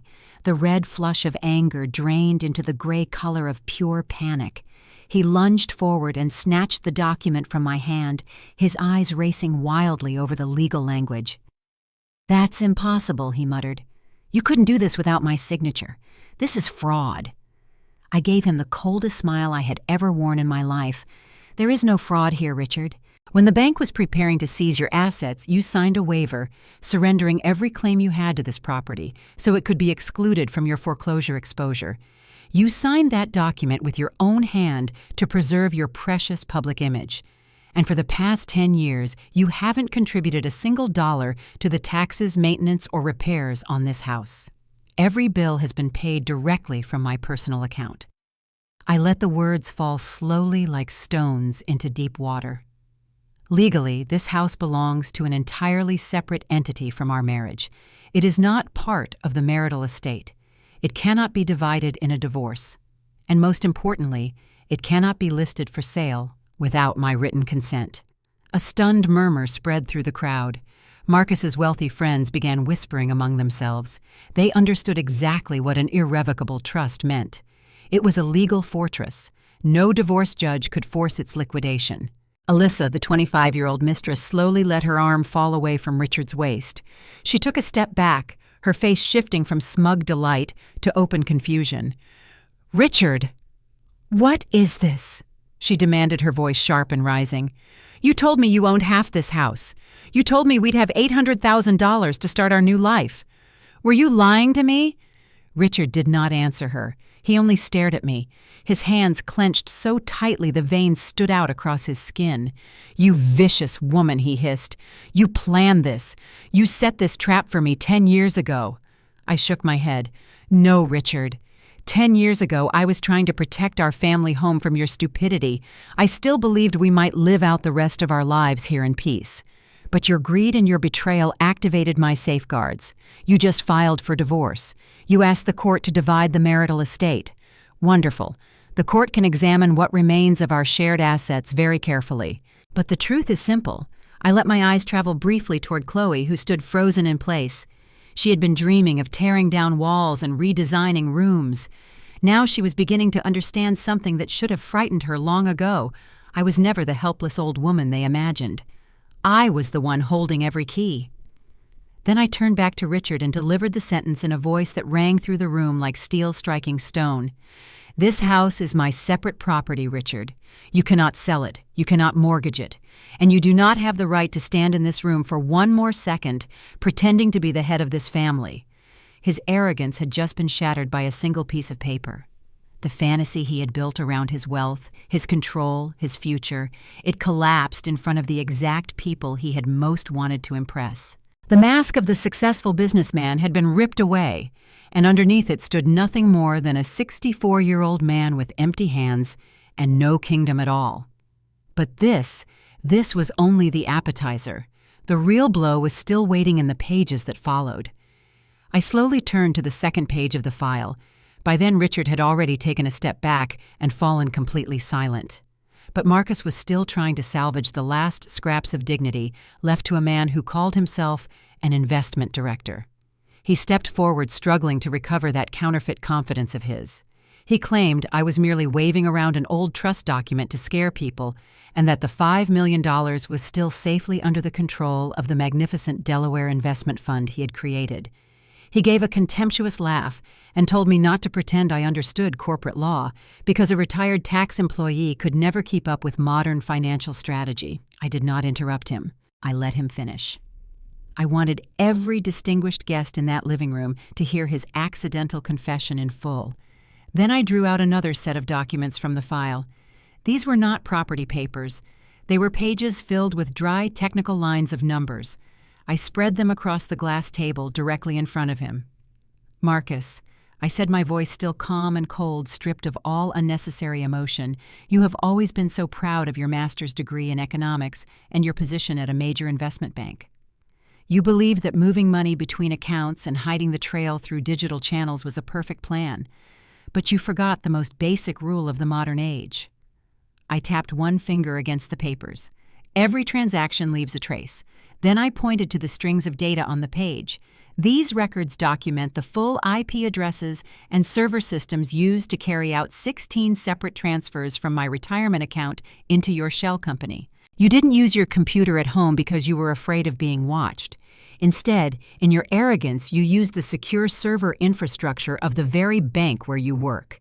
You used your high-level credentials to bypass the internal fraud alerts and push those illegal transfers through." The change in Marcus's face was immediate. The smirk on his mouth froze. His eyes locked onto the familiar IP addresses because he knew exactly what they were. He knew they belonged to the internal network at his own office. I kept pressing, not giving him so much as a second to breathe. Under federal law, using the telecommunication systems and banking servers of a financial institution to move money illegally for the purpose of concealing assets and siphoning retirement funds is not merely a civil dispute arising from a divorce. It is clearly defined in criminal law as wire fraud. I let the words land one by one, a very serious federal offense. A few of Marcus's banker friends, the same men who had been flattering him only moments earlier, instantly took several steps backward. They understood exactly how devastating that charge could be. A terrible silence spread through the room. I looked directly into Marcus's widening, panic-stricken eyes. "You thought you were helping your father-in-law hide assets so the two of you could split the money. But in reality, you used your own career to sign your prison sentence. Federal securities regulators do not forgive financial executives who use company systems to launder private money. And the FBI has always had a special appreciation for cases where the evidence arrives organized, complete, and impossible to deny." Marcus began breathing harder. Cold sweat gathered on his forehead.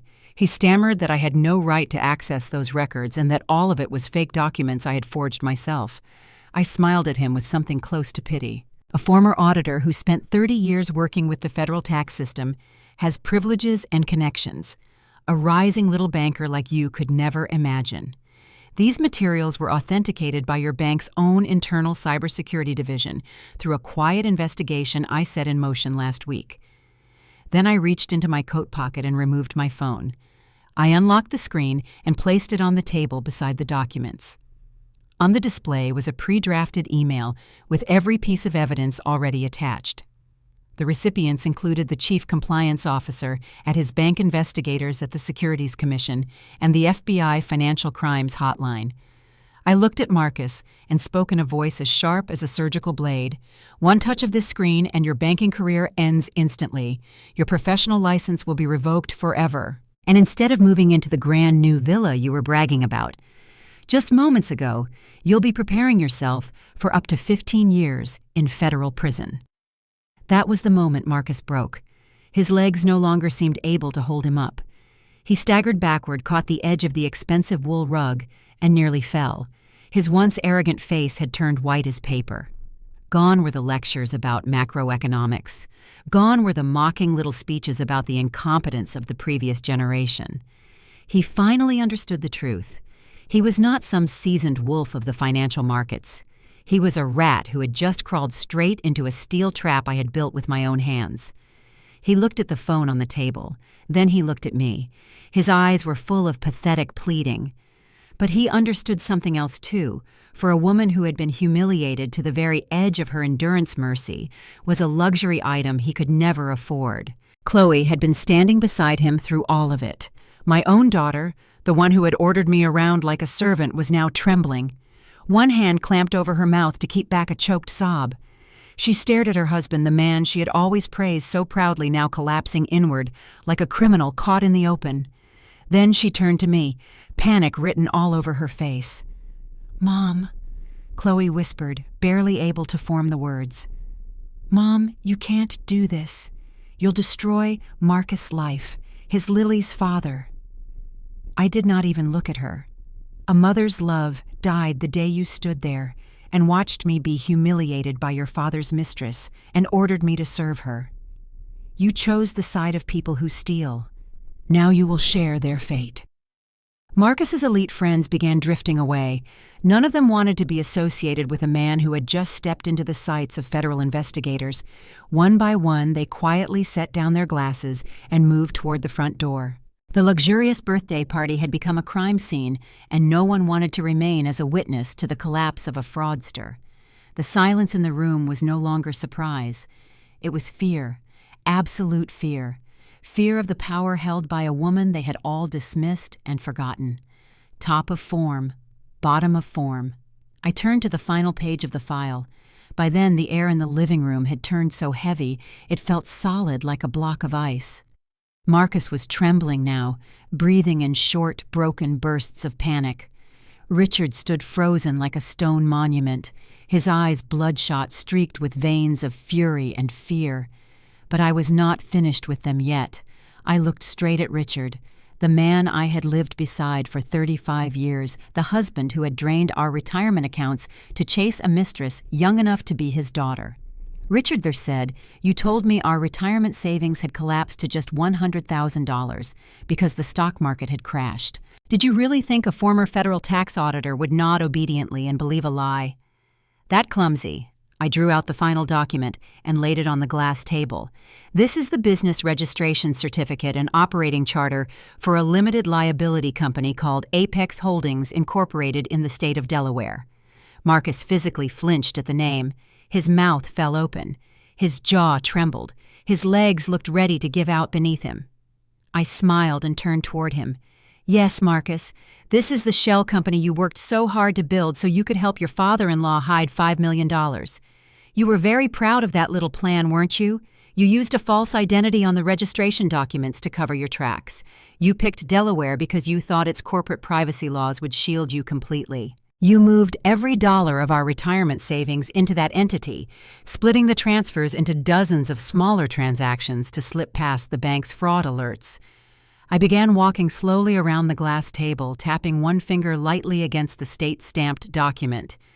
But Marcus, for a man so proud of his MBA, you forgot the most basic principles and the deadliest loopholes of corporate law. Because you were arrogant and because you wanted to save money, you used a cheap online incorporation package. You registered the company under a false identity, which means that legally you had no valid ownership rights and no legitimate standing as its lawful representative. And more importantly, you failed to include any meaningful protective provisions or anti-hostile takeover barriers in the corporate charter. I let my eyes lock onto his.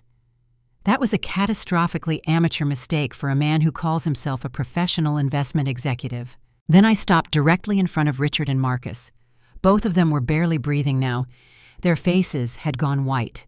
Last week, I retained one of the top corporate attorneys in the country and formed a fully legitimate investment corporation under my own name, with me as the sole shareholder. And through the legal gaps you created with your own carelessness, I executed a perfectly lawful takeover. My corporation filed for the acquisition and merger of your shell company, Apex Holdings. Marcus stumbled backward. He shook his head over and over, both hands flying to his hair, muttering fragments of disbelief. No, that's illegal. You can't just take that money. I let out a cold, cutting laugh. Oh, Marcus, no, it is entirely legal under federal and corporate law. When a company is effectively ownerless, when it has no lawful representative, and is tied to funds showing signs of fraud, Another financial entity can petition to acquire it in order to secure the capital. My attorney submitted full evidence proving that those $5 million originated from my lawful retirement fund. The state of Delaware reviewed the filing and officially approved the merger at exactly 5 o'clock yesterday afternoon. I paused. The paperwork is final. Then I turned back to Richard. By then he had sunk against the fireplace wall, his eyes blank and hollow, like a man whose soul had already left the room. "Do you understand what that means, Richard?" I asked softly. "Every dollar you and your precious son-in-law worked so hard to steal, conceal, and siphon away is now sitting safely in the corporate account of a company I own, entirely legally, untouchably. You no longer control a single cent of it. You have no retirement fund. You have no marital assets. And as I already proved, you also have no claim to so much as a single brick in this house." Then I gave him the truth in its simplest form. You are a man with nothing. I glanced toward Alyssa, the young mistress, now shrinking into the corner of the room. Her eyes were wide with horror as the fantasy of a luxurious future diamond necklace's first-class vacations. Penthouse living crumbled into dust around her. The older man she had attached herself to was not a commanding millionaire after all. He was a ruined man, a financially broken man, a man standing on the edge of investigation disgrace and public collapse. Without saying a word, Alyssa bent down, picked up her designer handbag, turned, and hurried out the front door. She fled the disaster without looking back at Richard even once. Richard reached out instinctively, trying to call her name, but whatever sound he meant to make died bitterly in his throat. Then he looked at me, and for the first time I saw it clearly in his face, late regret and absolute terror. 10 years earlier, I had used my inheritance to save him from bankruptcy. Today, I was using the cold precision of law and intellect to take back everything he had tried to steal from me. You all thought a retired 62-year-old woman was only good for arranging flowers, tidying rooms, and being deceived, I said, gathering the file neatly back into my hands. You thought age had made me forgetful, slow, and foolish. I straightened the pages one by one. But what you forgot is that I spent 30 years hunting down some of the smartest financial fraudsters in this country. You never had the skill to play a money-hiding game against a former auditor. All $5 million had come back to me. A complete victory, clean, precise, legally airtight. They had lost everything. And that lavish birthday party had officially become a funeral for greed, arrogance, and the fatal mistake of underestimating a woman they thought the world had already forgotten. By then, the living room felt less like a home and more like a tomb. The last of the high society guests had already slipped out through the back door, desperate to avoid any connection to a federal fraud scandal. The soft jazz had been turned off at some point, leaving behind nothing but a deadly, oppressive silence. I stood with my arms folded, my back perfectly straight, and looked down calmly at the people who just 15 minutes earlier had carried themselves like kings and queens of the world. Marcus was the first to collapse. The legs inside his perfectly tailored trousers seemed to lose all strength. He dropped to his knees on the wool rug with a sickening thud. His hands clutched the edge of the glass table so hard that his knuckles turned white. He gasped for air in ragged bursts like a drowning man fighting for one last breath. His MBA, his decade-long climb through the glittering heights of investment banking, his prestigious executive title, all of it had evaporated into nothing because of one click from me.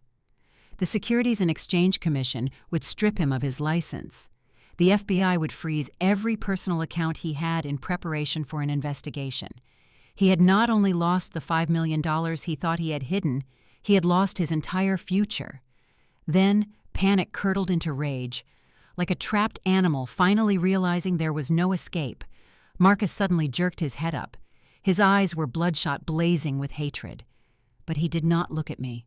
He looked at Richard, at the man standing there in a daze, leaning against the fireplace wall like a corpse propped upright. Marcus staggered to his feet and lunged at him, grabbing a fistful of his silk shirt collar. "What the hell did you do, Richard?" he screamed, his voice shredded and cracked. "You told me she was just a senile old woman. You said she didn't understand technology. You said she knew nothing about modern finance. You idiot! You dragged me into this. I risked my entire career to help you build that Delaware shell company, to help you hide your assets, and now I'm facing 15 years in federal prison because of your stupidity." Richard was yanked forward by his son-in-law, but he barely even resisted. He only stared blankly into space, muttering broken, meaningless sounds under his breath. He had lost his mistress. He had lost his money. He had lost the house. And now he was losing the last scraps of dignity he had left. Marcus shoved him violently into the wall. A decorative vase toppled from a nearby stand and shattered against the floor. Then Marcus jabbed a finger into Richard's face and kept shouting, spitting out the most vicious words he could find. He cursed the day he entered this family. He cursed Richard's bottomless greed for destroying his bright future. The parasites had finally begun tearing each other apart the moment the host had no blood left to feed them. Chloe had been standing frozen in the corner of the room the entire time. At last, the shock broke. The moment she saw her husband abandon all composure and attack her own father, when she finally understood the nightmare waiting ahead of her, she collapsed completely. Chloe dropped to the floor, clutching her knees, and began to sob. The sound ripped through the silence, high-pitched and pathetic. She had realized the truth at last. She was about to become the wife of a federal criminal. The mansion she dreamed of renovating would never be hers. Her limitless credit cards would soon be dead plastic. Then she crawled.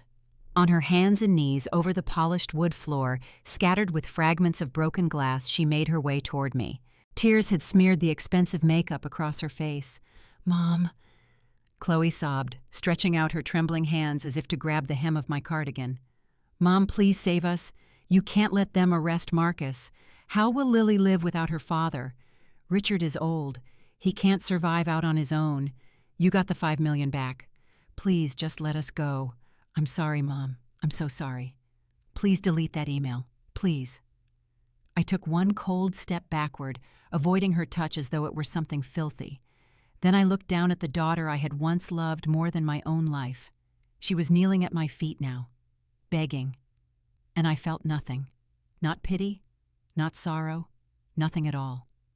"When you brought your father's mistress into this house and ordered me to wait on her hand and foot, did you think about the bond between mother and daughter then?" Chloe, I asked quietly. "When you and your husband conspired to hire a fake psychologist to lock me away in a nursing home, did you feel even one moment of remorse?" My voice remained perfectly even cold as sharpened steel. "No one is going to save you now. Financial crimes are not erased by tears that come too late. Save whatever strength you have left for the day you stand before a federal judge." I let the words fall one by one. "It's over." Richard stood frozen in place. The wall of arrogance he had spent 35 years building had just collapsed in a matter of minutes. He was no longer the powerful owner of a luxury car dealership. He was no longer the millionaire preparing to move into a lavish penthouse. He was now nothing more than a 64-year-old man with empty hands. No retirement account, no house, nothing at all. His eyes remained fixed on the stack of documents spread across the glass table. The pages stamped with the red seal of the state looked like blades driven straight into his chest. $5 million. Every cent of it had been taken back by me, legally, permanently, and completely. The money he had planned to use on first-class flights and glittering jewelry for his young mistress was now forever beyond his reach. Every perfect divorce plan, he had so carefully designed every scheme to strip me of my wealth so he could spend his old age wrapped in luxury, had turned into his worst nightmare. Slowly, he lifted his trembling hands and covered his face. His breathing became heavy, ragged, uneven. The only asset he still believed he possessed, half of this house, had vanished the moment I placed the irrevocable trust documents on the table. 10 years ago, he had signed away his rights with his own hand, all because of vanity and cowardice, because he was too proud to face his debts like a man. And now that same cowardice had come back to tear out his throat. The court would not award him so much as a porcelain plate in this house. Alyssa, the 25-year-old mistress, stood only a few steps away. Until then, she had remained silent, watching everything unfold. Her wide, carefully painted eyes were stretched open, not with pity for Richard, but with fear for herself. She looked at Richard, then at the documents on the table. Her young, practical, calculating mind began working at full speed. She understood the situation perfectly. The man she had been clinging to was no longer a gold mine. He was a black hole of debt scandal and legal trouble. If she stayed, there would be no more $22,000 diamond necklaces, no more Michelin star dinners, no more business-class flights to European resorts. Instead, she would end up in some miserable apartment and possibly on the witness stand in a federal financial fraud case. Her youth was far too valuable to waste on a penniless old man. So Alyssa began to step backward, slowly, carefully, quietly so no one would notice too soon. Her red manicured hand slipped behind her and tightened around the strap of the designer handbag Richard had bought her the month before. No goodbye, no final glance of sympathy, no hesitation. She turned. The sharp sound of her heels striking the oak floor rang out in quick, urgent beats. That sound snapped Richard out of his shock. He jerked around and saw her fleeing. "Alyssa," he cried, his voice raw and desperate. "Alyssa, where are you going? Don't leave me. We can start over. I'll find a way. I swear to God I'll find a way." But Alyssa never turned around. She shoved open the heavy oak front door and disappeared into the cold air of the late afternoon. The door slammed shut behind her, taking with it the very last shred of light and hope that man had left. A moment later, the engine of a sports car roared outside, then faded quickly down the gravel drive and vanished. Richard remained standing there, his hands hanging uselessly in the air. The man who had strutted into my home with his mistress on his arm, like a conquering king, now looked more pitiful than a stray dog driven out into the rain. He had thrown away a loyal wife, a woman who had once used her inheritance to rescue him from bankruptcy, for a young girl who ran the instant she realized he was broke. Then slowly he sank to his knees. He collapsed beside the velvet armchair, his head bowed against its side. The sobbing of a 64-year-old man echoed through the vast living room, ugly, broken, humiliating. And yet no one stepped forward to comfort him. The guests were gone. His son-in-law was too busy cursing him. His daughter was crying for her own ruined future. And I, the wife he had betrayed and humiliated, stood there looking at him with the cold stare of an iceberg, because the cruelest punishment is not death. It is being forced to keep living long enough to watch every illusion you ever built be ground into dust, top of form, bottom of form. Chloe pulled herself across the hardwood floor, the silk of her expensive designer dress bunching around her knees. She reached out and grabbed the hem of my wool sweater. Her face was streaked with black mascara. The arrogant smirk she had worn all afternoon was completely gone, replaced by the terrified realization that she had backed the wrong horse. "Mom, please, you cannot do this to us," she sobbed, her voice echoing in the empty living room. "We are your family. I am your only daughter. You carried me. You raised me. You cannot just throw me out and send my husband to federal prison." "What about Lily? What about your granddaughter? She needs her father. She needs her family intact. You have to forgive us. Please, Mom, just undo the transfer and delete the emails. We can go back to how things were." I looked down at the hands gripping my sweater. Those were the same hands that had pointed me toward the kitchen just 2 hours ago. The same hands that had handed a glass of expensive champagne to the 25-year-old girl who was sleeping with my husband. The same hands that had eagerly helped pack my belongings into mental boxes, preparing to ship me off to a nursing home. I reached down and peeled her fingers off my sweater one by one. My movements were slow and deliberate. I did not shove her. I did not yell. I simply removed her touch from my life. "Go back to how things were, Chloe," I asked, my voice as cold and flat as a frozen lake. "You mean go back to the morning you and Marcus hired a fake doctor to diagnose me with dementia? Or go back to the afternoon you secretly called my dentist to change my appointment just to make me think I was losing my mind? Or maybe you mean go back to an hour ago when you ordered me to fetch wet wipes to clean the floor for your father's mistress?" Chloe flinched as if I had struck her across the face. She opened her mouth to speak, but no words came out. She thought I had been completely blind to her psychological games.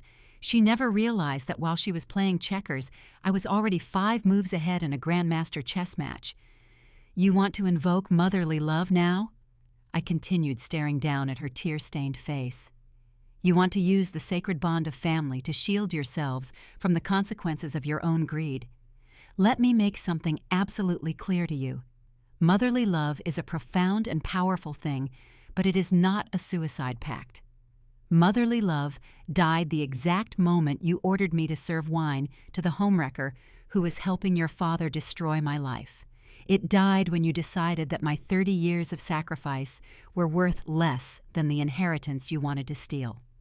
I took a step back, putting physical distance between us. I reached into the pocket of my slacks and pulled out my mobile phone. I tapped the screen, waking it up. "You have exactly 30 minutes, I said, the words falling like heavy stones into the silence of the room. Richard suddenly snapped out of his catatonic state by the fireplace. 30 minutes for what, Vivian? He asked, his voice cracking with panic. Where are we supposed to go? All my credit cards are linked to the joint accounts you just froze. I do not have anywhere to go. That sounds like a logistical problem for a 64-year-old man with no assets to figure out, I replied without looking at him. You have exactly 30 minutes to gather whatever personal clothing and toiletries you can fit into the trunk of your car. You will not take any artwork. You will not take any silverware. You will not take any furniture. At exactly 3:30 in the afternoon, I am pressing this button on my security application. It will automatically lock every door in this house and alert the county sheriff's department that there are unauthorized trespassers on my property. Marcus tried to stand up, but his legs betrayed him and he slumped back against the sofa. You are insane, Vivian, he muttered, staring blankly at the floor. You are an absolute monster. No, Marcus, I said calmly, tucking the phone back into my pocket. I am an auditor. I balance ledgers. You three created a massive deficit of respect and loyalty in this household. I am simply closing the accounts. The grandfather clock in the hallway chimed 3 times.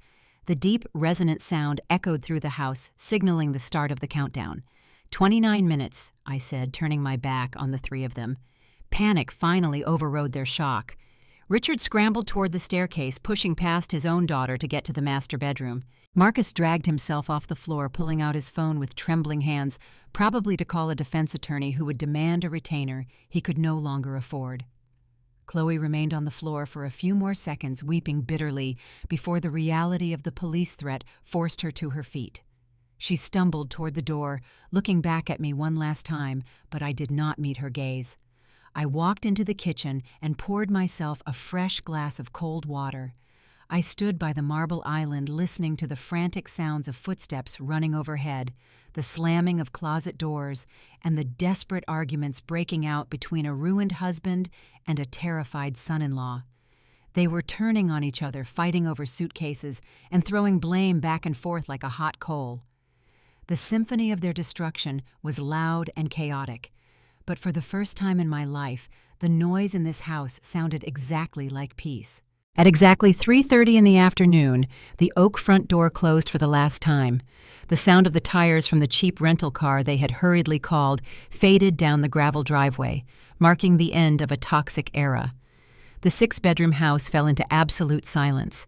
No more shouting, no more threats, no more high heels striking the floorboards, no more fake laughter and clinking glasses from delusional parasites. And that silence was not loneliness. It was peace, the kind of peace bought with 30 years of endurance and the cold mind of a former auditor who had finally decided enough was enough.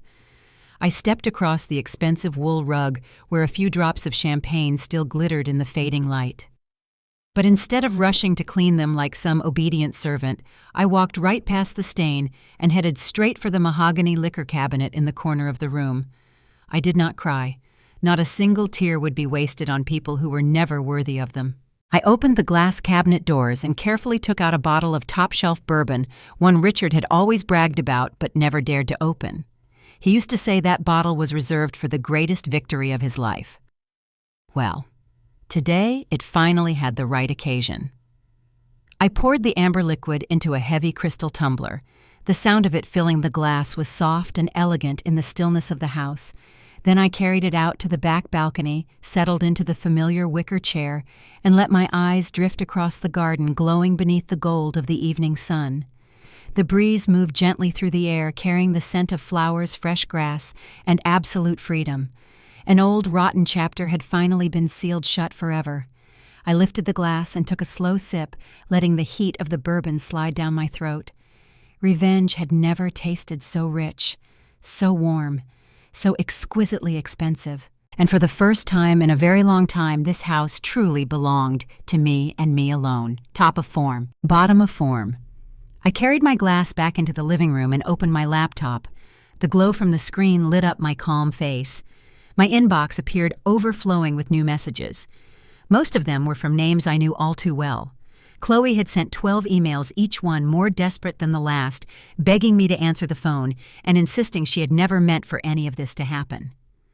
Marcus had sent 5 alternating between absurd legal threats and frantic pleas for me to withdraw the evidence before federal investigators got involved. Richard had sent only 1. The subject line contained just 6 words: "Please save me."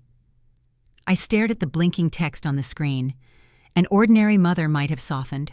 A traditional wife might have cried and given them one more chance, but a former auditor who had stared straight into the rotten core of greed does not turn back once the truth has been exposed. I did not open a single email. I selected all of them and sent them straight to the trash. The dry final sound of deletion echoed through the room, like the end of a sentence, like the severing of every last bond between me and those parasites. My silence was the cruelest answer they could ever receive. Then I opened a new browser window and logged into the account dashboard of the investment corporation I now owned outright. The control panel appeared glowing with clean green numbers. $5,200,000. My retirement savings were resting there in absolute safety inside the new trust. No one was siphoning it away anymore. No one was threatening it. It was now being managed by top financial professionals, growing quietly day by day, securing for me a future of independence, power, and peace for the rest of my life. They had tried to turn me into a penniless old woman and lock me away in a nursing home. And in the end, they were the ones left with nothing. I closed the banking page and typed in the website of an international airline. In 35 years of marriage, I had never traveled alone. I had always been worrying about my husband's meals, my daughter's schedule, the monthly bills, the 1,000 little needs of everyone except myself. But now, there was no one left for me to serve. So I chose my destination carefully, the Amalfi Coast, Italy. A place of dramatic cliffs, glowing lemon groves, and the warm, salt-kissed air of the Mediterranean. I booked a one-way business class ticket with a private seat and the highest level of service available. One way. Because I had no intention of deciding when I would return. Maybe I would stay a month, maybe 6. Maybe I would buy a little seaside villa and never come back at all. I entered my credit card information and pressed confirm. The flight confirmation appeared instantly on the screen. Departure next Tuesday. I closed the laptop, leaned back in my chair, and took another slow sip of bourbon. A woman's life does not end at 62. If anything, it begins the moment she finally learns how to choose herself. They say that after 60, a woman becomes invisible. They say we fade into the background like old furniture, or a quiet shadow in the corner of a family photo.